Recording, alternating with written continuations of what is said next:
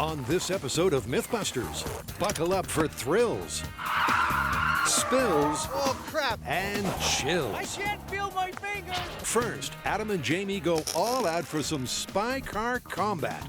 Oh, I got you. Oh yeah, you want some of this? Testing whether wheels of misfortune Not enough here. and hood-mounted machine guns really work. Swerve all you want, man. I can follow you. Meanwhile, Carrie, Grant, and Tori get in a spin Mythbusters on ice. as they find out if a bullet fired into a frozen lake can really spin like a top. Now see, there's no string here. It's a story that starts in San Francisco I don't see any spinning bullets. but ends in a bitter battle as the Mythbusters take on Mother Nature. The next myth is in the Bahamas, right? Who are the Mythbusters? Adam Savage. Wow! And Jamie Hyneman. All right, it's party time. Between them, more than 30 years of special effects experience. Joining them, Grant Imahara, For science. Carrie Byron, Right tool for the job. and Tori Belleci.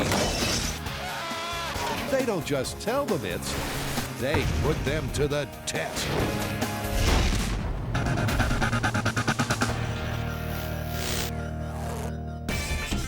First up, buckle up for some spy car carnage. Spy car revenge. Spy Car Revenge? Yeah, the original spy car was all about defensive weapons a spy might have in his car that could foil someone who's chasing him. Spy car revenge is about offensive weapons a chaser would have to disable a car he's chasing. What'd you have in mind? I've got two things. The first one, spiky things that come out of the hubs of their wheels and tear up their opponent's cars while they're driving next to them. Nice.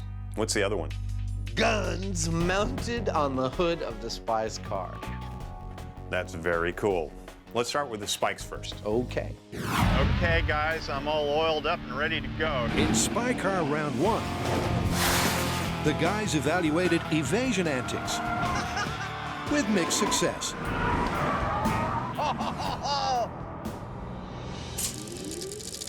But this time, it's out with escape and in with attack. But can hood-mounted guns and hub-mounted wheel spikes really work first time, every time? So, wheel spikes. There are tons of movies that have used that trick. We can't do all of them. No, we can't. I think we should boil it down and pick two. Well, there's a classic in Goldfinger. It's really simple. We've got to do that one. And there's a really pretty nicely complex one in the Green Hornet I'd like to try out. Sounds like we've got a plan. I think we do. And it's a plan that starts with a delivery for Mythbusters' very own Q. This car is going to be our chase car. When I'm done with it, it's going to be a vicious and aggressive car. In fact, I think I'm going to call it Slash, because that's what it's going to do.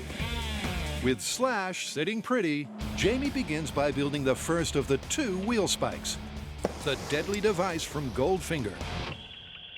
It's pretty simple, really. All it has is a blender-style blade, like this one that I cut out on the plasma cutter, attached to the end of a post. So I'll weld this on here like so, weld on the hub piece, and then sharpen the blades. As slashers go, it's certainly simple. Looks about right to me. But will the chromoly steel be strong enough to not buckle under pressure? Ouch! Meanwhile, Tire Slasher 2 is anything but basic. The Green Hornet device is a little more complicated. It has a bunch of spiky finger-like things that are welded to a central hub like so. Now, I've mocked all this up in wood so that I can get the geometry right. And then all I have to do is cut a bunch of steel pieces out like this, weld them all together, and I'm done.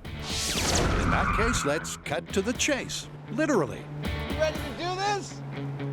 Are you ready to get slashed up? Haha! You just try and catch me.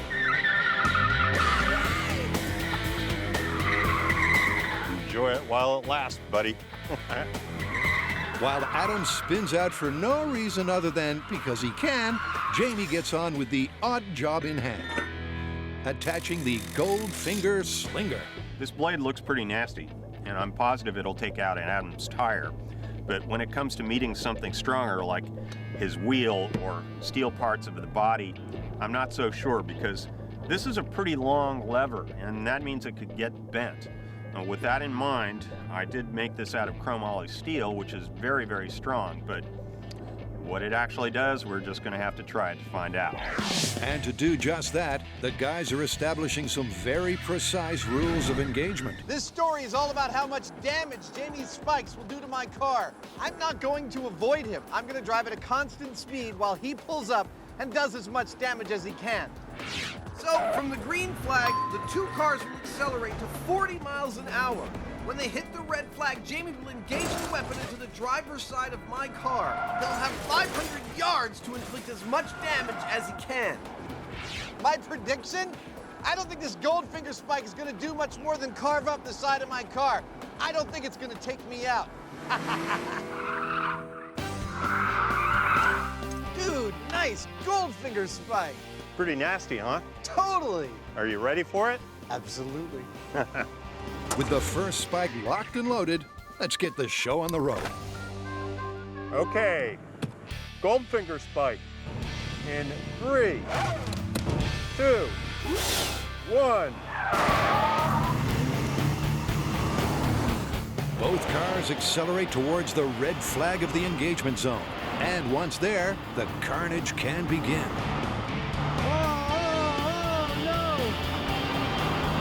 Jamie's first bump tears through the car door.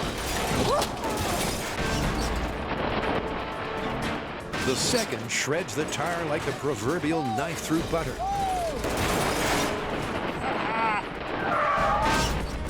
And that loss of traction brings Adam's car to a slow stop.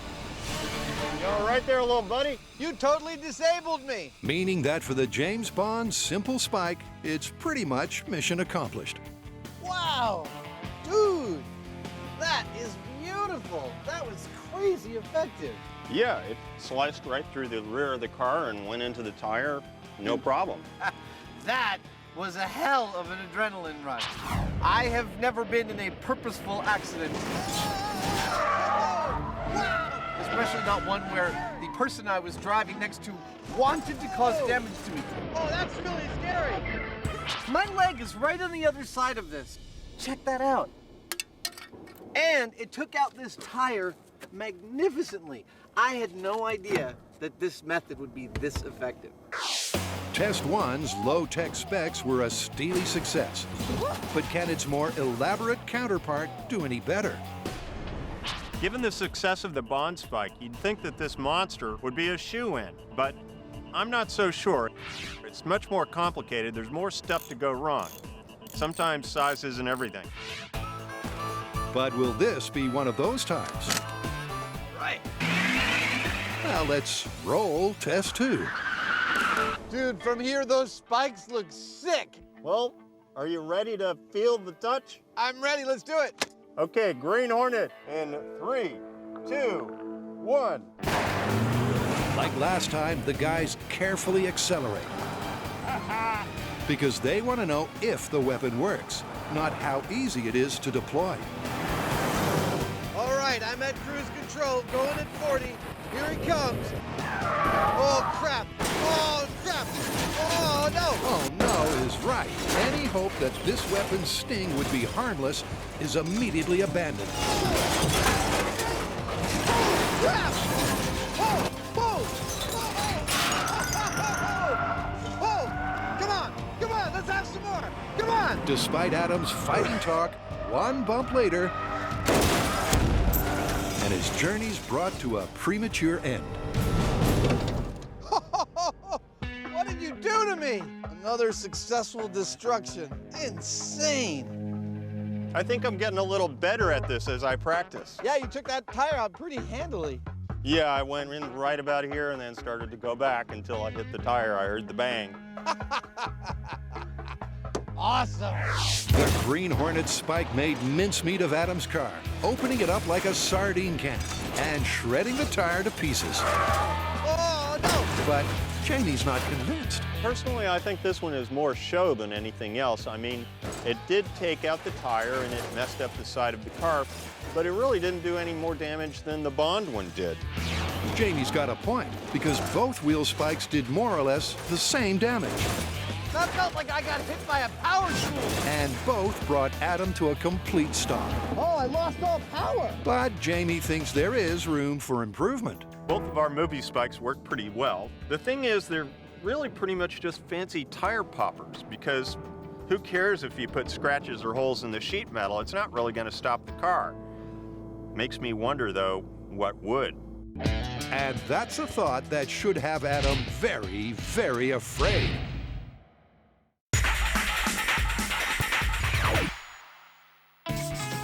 Next up, it's time to spin out. Okay, so our next myth is based on a video clip that was sent in by a viewer, and it's kind of weird. Ooh, do you still have the video? I want to see it. Okay, not like that. There's a guy on a frozen lake bed with a bunch of his buddies shooting a 9mm into the ice, and somehow they get their bullets to just spin like a top. Now that sounds like a myth. And that's exactly why we're testing it. It's no myth that a bullet fired from a handgun spins at over 80,000 RPM. But can a bullet fired into a frozen lake really spin like a top? Now see, there's no string here. In other words, is this video the real deal, or is this myth on thin ice? Look, I gotta say, I got my doubts about this one. Yeah, I know, this looks pretty bizarre, but I think it's worth testing. I agree, but where are we gonna find a frozen lake bed? It's the middle of summer. Yeah, I've been thinking about that, and I think we've got to build our own frozen lake. We've done crazier. Yeah, and we should definitely try 2 different shots. Maybe we'll shoot one directly into the ice and then one as a ricochet and see if one of those gives us a spinning bullet. Okay, let's do it. But before anyone spins out, Tori's getting to grips with a gun grip or ransom rest, because for this myth, geometry is key. Now, if this myth is true, the key element here is finding at which angle to fire the gun into the ice. So, I have my gun, I have my ransom rest. Now what I need to do is build a holder that is adjustable so we can fire at the ice at different angles. Finding the right angle is vital. Too straight and the bullet will deform and not spin. Too shallow and the slug will skip off the ice and be lost forever. Now, found out a little bit more about the shooter in the myth. Now, he's about 6 feet tall and shot about 6 feet in front of him. So, since Tori's 6 feet tall, I'm gonna have him stand in for the shooter. Okay, Tori, put your feet right at the line. I'm gonna have him hold the gun and aim at 6 feet. Here's a laser pointer to help you find the 6-foot mark.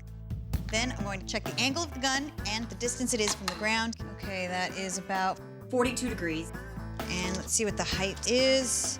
About 44.5 inches. With that information, we can put our ransom rest in the right place to get the results we're looking for. Now we know where to set the ransom rest. Well, at least where to start. Yeah. Knowing where to start is a start. And with the shooting rig ready to fire, they're off to take aim at this myth. We're on the rifle range at the Chabot Gun Club, so we can recreate the circumstances of the spinning ice bullet. In the myth, this event takes place on a frozen pond in the middle of winter. But because it's the middle of summer and we're in Northern California, frozen ponds are not in plentiful supply. All right, bring in the ice! But what we're gonna do is create our own using 9 40-inch by 24-inch by 10-inch thick solid ice blocks. Okay, there we go. Mythbusters on ice. All right, maybe not.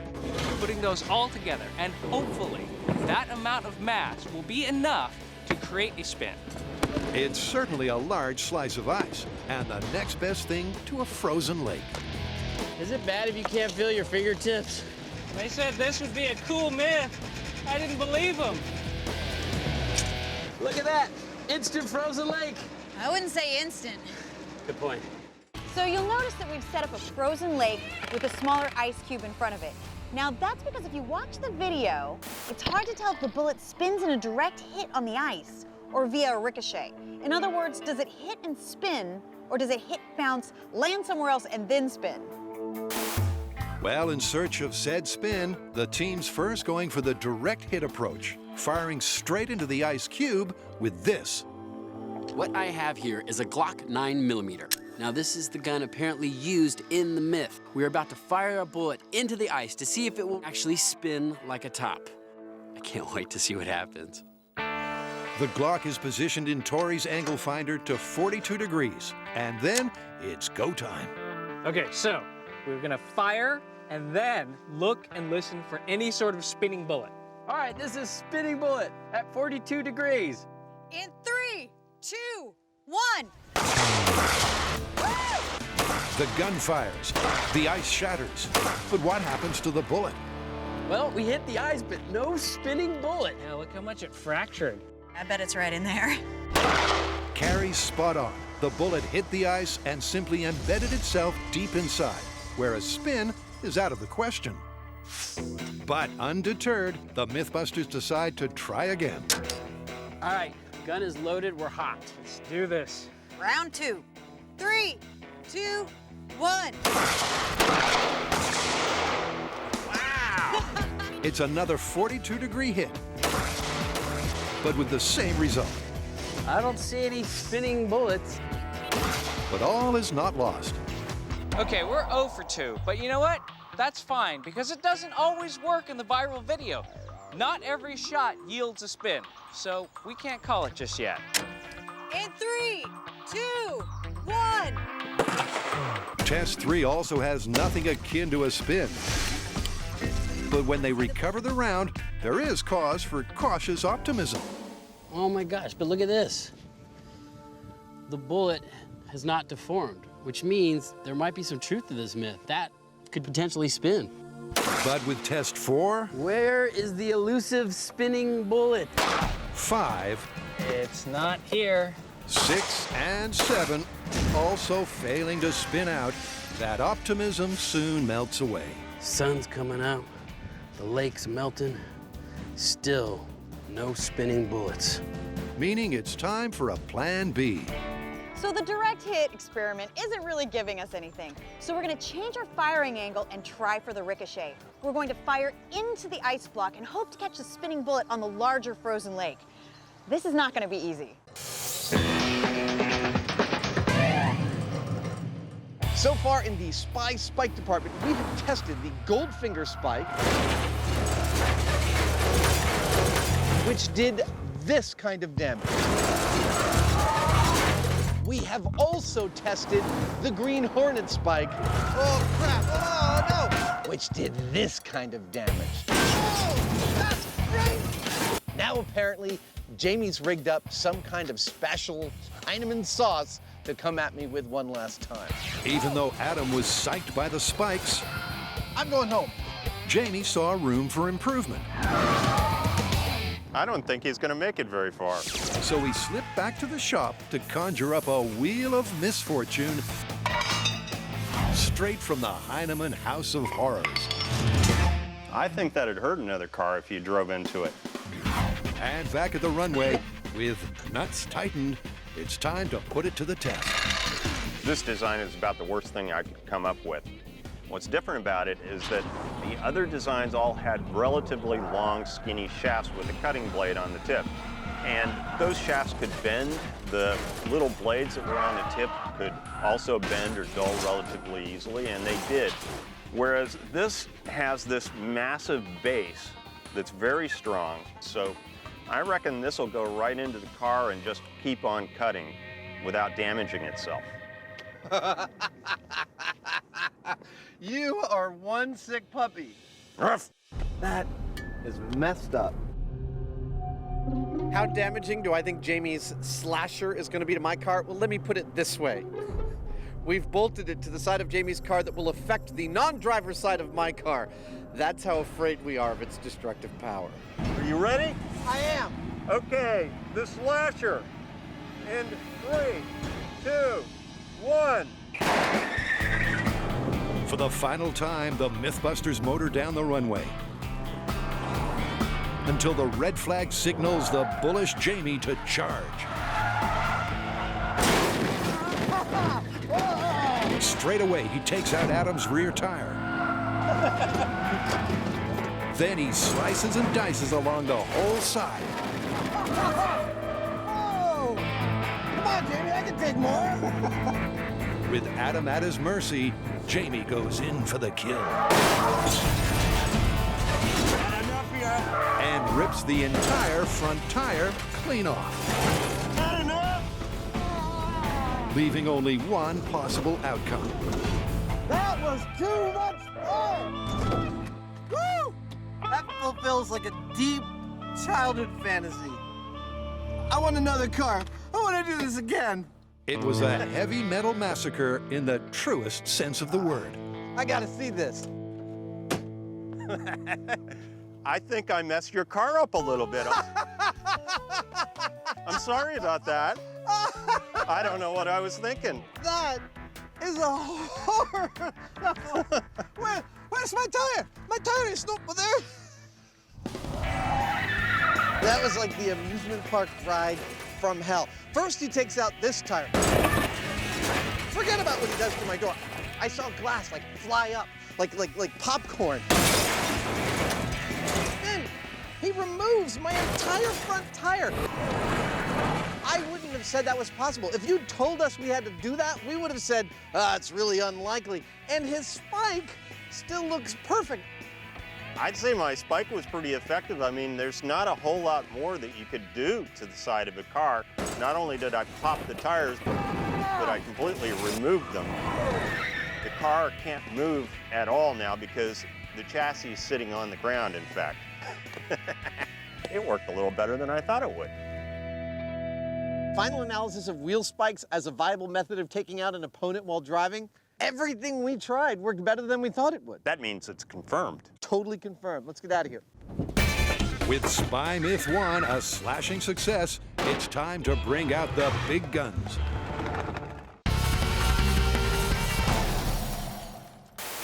Is this firearms film the real deal? Or just bullet baloney? Can a slug really spin like a frozen top? 3, 2, 1. Well, the Mythbusters' direct hit approach was shot down. I don't see any spinning bullets. So it's time to modify the method. So far, the direct shot did not work. So we're gonna move on to the Ricochet, which brings into play our larger frozen lake bed. What we're gonna do is lower the angle of the shot, hopefully allowing the bullet to skip off the ice onto our frozen lake bed, and we'll see if we can get that bullet spinning. Sounds easy? It won't be. So it may sound to you like we're trying to find the equivalent of a needle in a haystack. But we actually have information from the guy who supposedly did this.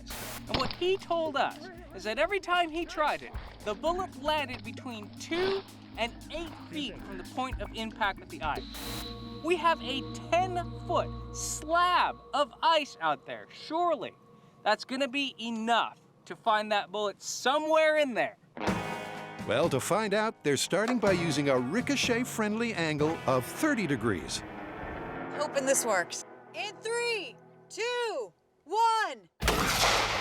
It's a clean hit, but the bullet's gone AWOL.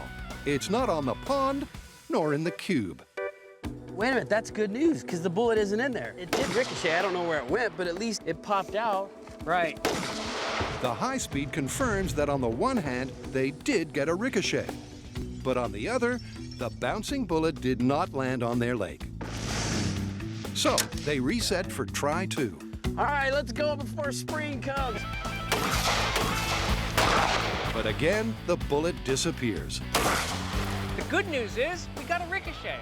The bad news, we can't find the bullet anywhere. It's nowhere on the lake bed. So that's why we have this. This backboard with the white paper is gonna tell us. If the bullet hits this, we'll know exactly where it goes.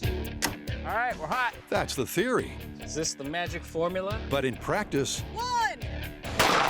even the ricochet catcher doesn't catch the ricochet. So it must be firing way over our backboard. So next, the team wrangles the angle. But whether it be high, All right, we are loaded 45 degrees. 1. low, 31 degrees. or somewhere in between, All right, we are locked and loaded at a 38-degree angle. the ricocheting round never lands on the lake. And I don't see a spinning bullet. I don't see the ricochet at all. Anything? Backboard's clean. You know, we can be here all day. We have been here all day. And what a frustrating day it's been. But without finding a single ricochet, it's just not possible to call the myth one way or the other. We've been experimenting all day to find the perfect conditions to create the mythical spinning bullet. Now we have the right temperature of ice, the right hardness. Unfortunately, we have an extremely unpredictable Ricochet. We can't find where the bullet lands. Now, we've created the biggest frozen pond that we possibly could in summer with all of the available ice that we could source. We need to go bigger. We need something a little more naturally huge and frozen. In Spy Car: The Revenge, wheel spikes were a rip-roaring success. Not enough yet. So now it's on to Secret Agent Anecdote number 2. Car-mounted guns. Yes, I've been saying this for years, that car-mounted guns for a spy car don't make any sense to me. They're fixed. You cannot aim them except by driving. That's got to be a huge inefficiency for a machine gun. Well, I have seen some that are remote controlled and aimable, though. Those are in the minority, but I have seen them, so I think we should build a rig that gives us both. I chase you with fixed guns on my hood, and then we can do a second one where I chase you with a remote control aimable gun mounted to the hood of my car. Sold. The hood-mounted gun is a staple for any spy car, but is it a viable weapon? Can such a device, fixed or movable, really guarantee an accurate aim? Well, to find out, Adam's already selected his wheels and his weapon. This is a former police car, and this is a super high-end 10 round per second paintball gun. I'm gonna join these two things together to make two great tastes in one candy bar. Fabricating the fixed firearm will be a weld in the park. But the remote-controlled firer is a much tougher task. So for the aimable gun, I need to first build a mount that will let the gun move in 3 dimensions so I can fire at Jamie's car wherever it might be. There's the basics right there. Up, down, side to side. Then I'm gonna add a joystick system so that I can control the gun's aim from inside the car while driving. That's XY control. Next comes the all-important trigger, so I'll be able to shoot up to 600 rounds per minute. I press this, it ought to fire. That's remote firing. Finally, I'm going to add a camera onto the mount and a monitor onto the dashboard so I can see exactly where I'm aiming. This camera is what turns this from something cool into something awesome. Jamie, come here, check it out. Wow. Push, push, push, push, push. In your face! That looks great. Actually, I should say, it looks like crap, but it works great. And with those words of encouragement, Adam gets on with the final part of his firearm. A frame that should feed a plethora of paintballs into the gun. It's not pretty, but will it work?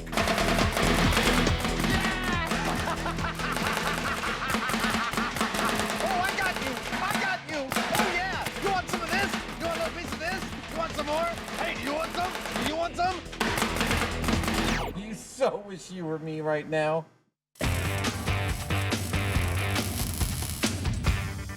All right, so where do we stand? Well, we've got 2 issues.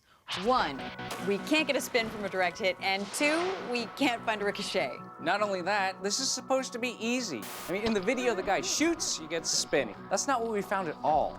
Not so fast. Check this out. You're not gonna believe what we found. Now, the cameraman was going through some of the footage. Now listen, can you hear that? I don't know what that is, but it could potentially be a spinning bullet. I mean, we can't see it, but we can definitely hear something. Okay, well, that brings this myth back from the dead. I think we should definitely stick to our plan. And the plan being, we wait until winter and try this again on an actual frozen lake where we might have a chance of this working. All right, let's reconvene in 6 months. So after a summer spent crashing, smashing, Well, that didn't suck. and splashing, the team is back for Spinning Ice Round 2. And this time, they're augmenting the audio.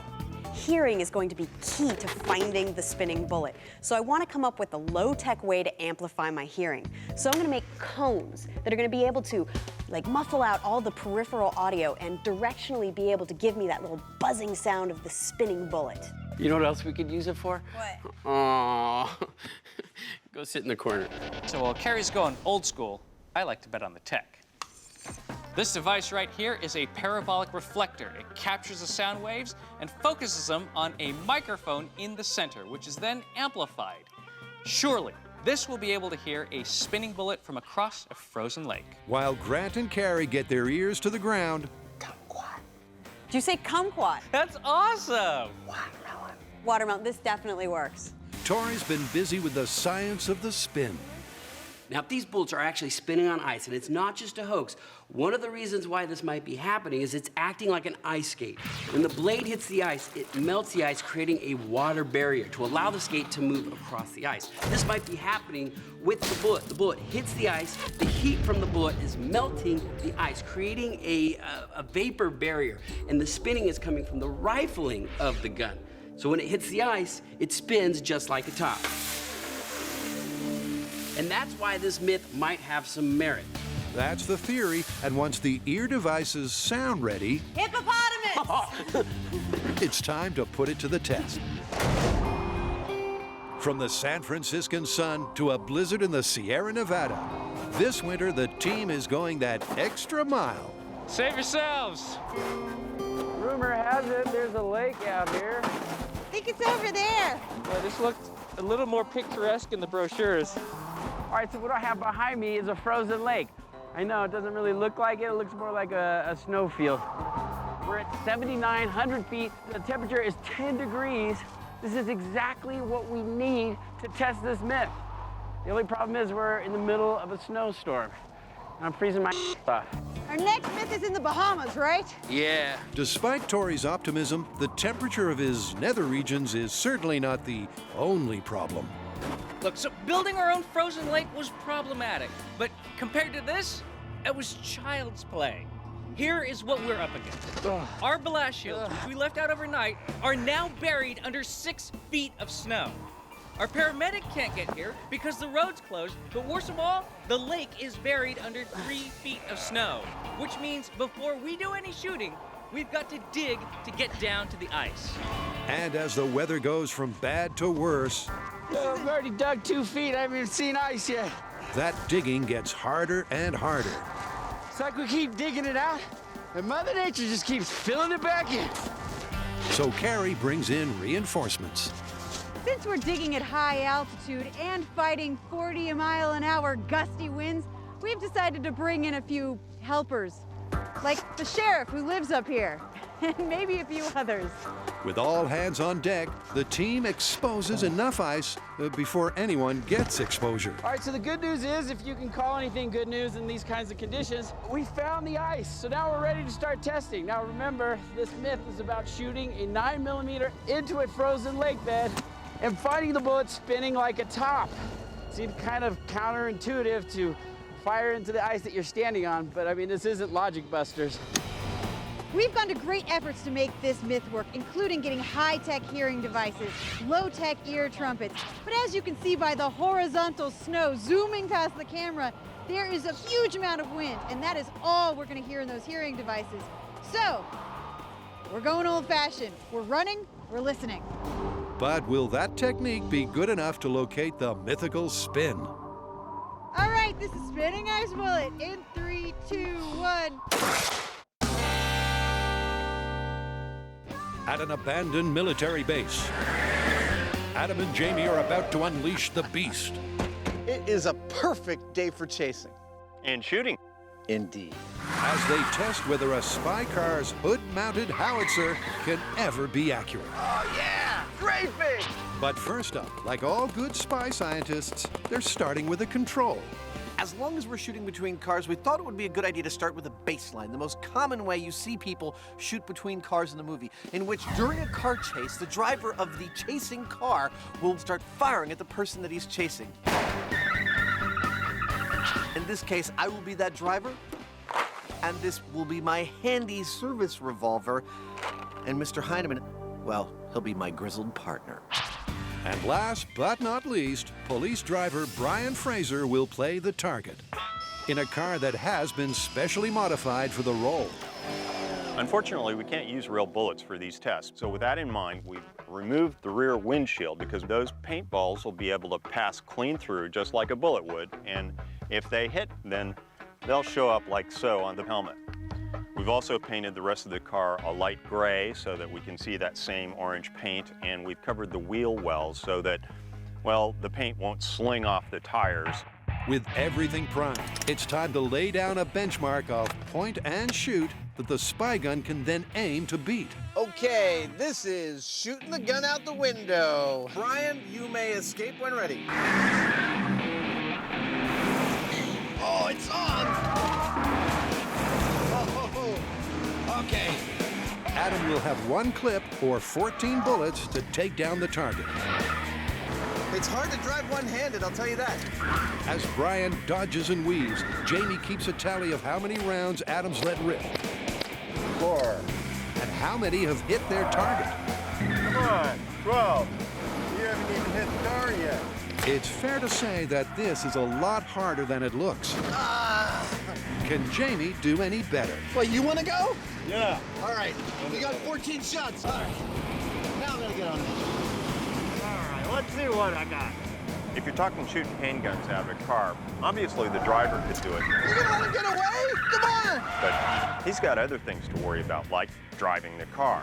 That's 4 shots. So for my money, I think the passenger is going to have better luck at it. 7, 8, 9. It's a logical idea in theory. 11. But in practice, Jamie is also finding it devilishly difficult. 13. Okay, one more shot. We make this count. With only one shot left, Adam gets closer than ever. I'm gaining on him. Here we go. Jamie focuses. But all he hits is the bumper. 14, dude. That's your whole magazine. That's it.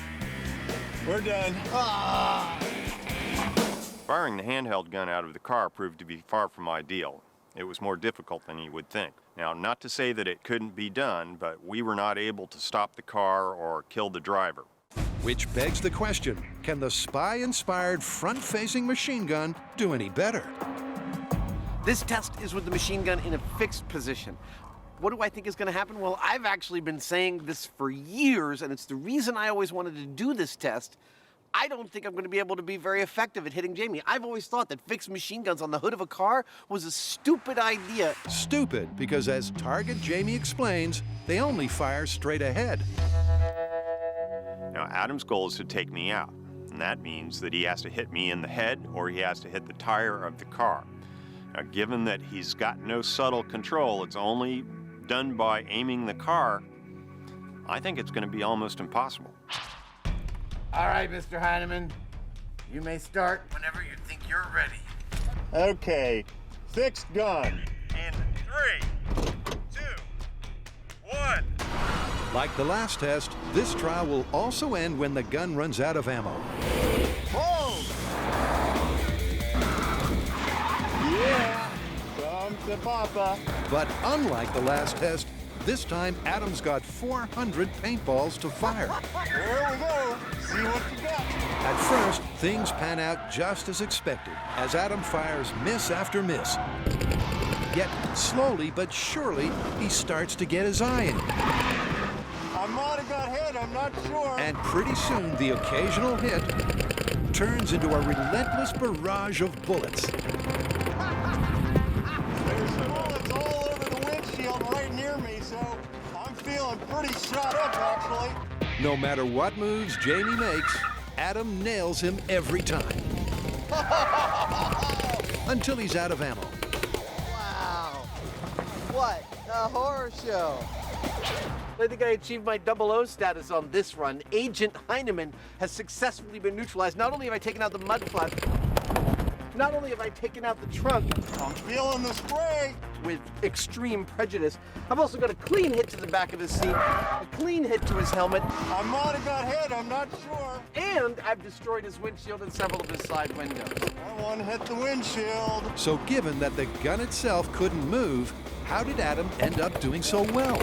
For the first third of the test, as I catch up to Jamie and he's swerving, it always seems that my bullet's going over his car. And I have this epiphany. If I smack on the brakes, the front of the car goes down, and I can actually aim that way. And it turns out I can aim plus or minus like 10 degrees that way. It was fantastic. I coupled that with swerving back and forth, and somewhere around halfway through this test, I found my level and just started laying paintballs into the driver's cabin of Jamie's car. It worked far better than I imagined it possibly could without having physically tried it. So it turns out that the non-aimable gun can aim very well, provided you drive like a super spy. So where do we go from here? Well, I have to admit something. I went into this test with some bias in my mind. I thought that the fixed machine gun was just not gonna work. I've said it my whole life. Fixed machine guns are stupid. They can't possibly work. And that's why I made this thing fully remote control, because I figured the test would go. We tried the fixed machine gun and it wouldn't work. Then we tried the moving one and it would work. I expected that result. But the fixed one worked. We were able to make it work and I was able to kill Jamie. So do we end it here? No! This puppy moves. We're gonna move it. I'm gonna try killing Jamie again. Just for fun. Here we are on the Capel Frozen Lake with winds up to 25 miles an hour straight in your face. We got temperature lows about -30. And let me tell you, it does not look like it's gonna let up. All of which is making for some seriously challenging testing. So given the terrible conditions, here is our plan. We've positioned our gun at the 42-degree angle. We are triggering it with a string pull, and then we're gonna rush in to see if we can find the bullet. And given the whiteout, I think we're also gonna montage the results. Sounds like a plan. All right, this is Spinning Ice Bullet in 3, 2, 1. Run like the wind! But unfortunately, it's another montage of failure. Here's the bullet. But it's not spinning. Not at all. As hit after hit I don't see any spinning bullets. misses out on the spin. I can't feel my fingers, and I can't see any bullet. As the temperature dips to 5 degrees Fahrenheit, 2, 1. morale is just as low. This myth sucks. But Tori wants to try one more thing. Now, there's a couple of things that we think are happening. One is maybe the bullets are hitting the ice and skipping off into the snow, or maybe the bullets are hitting the ice and actually bouncing back into the snow. So what we're gonna do is change the target area closer to the center of our ice patch, take a shot and see if we can find a bullet and see exactly what is happening to these things. With hypothermia a very real possibility, it really is now or never. Will giving the bullet room to ricochet backwards rather than forwards finally spin out? Okay, this is Spinning Ice Bullet with room to bounce backwards. In 3, 2, 1. Come on! Open it! It's spinning! It's spinning! Look at that! We got a spinning bullet! Holy crap, it worked! It's the shot that brought this myth back from the cold. I can't believe it worked! I can't believe we got a spinning bullet. At last, after countless attempts, they got the spin they were after. And that's just the tip of the iceberg. Well, if we can get one spinning bullet, that was successful. Let's do it again. In 3, 2, 1. It's spinning! Woo! That's the second one in a row! And when it's 3 for 3, It is spinning! That is continued success. We have gotten one after the other to spin. you might say they're on a roll. So we had to make a few adjustments on the fly. We had to play with the angle, and we pulled the gun back away from the ice. And what we think this does is lowers the velocity of the round when it hits the ice, so that you get more of a ricochet spinning and less of a glancing going off into nowhere. It's spinning again! We've done this over and over. This myth is confirmed. Confirmed! I cannot believe how well this is working. We tried creating an ice lake bed that we could shoot into back at home, but it really did take this sort of extreme weather for us to get a spinning bullet. It was all worth it. The 70-mile-an-hour winds, the 10 degrees, the frozen toes, and the Grant sickle. And with that, it's time to get warmed up. Where's that rescue rescue party. We are the rescue party.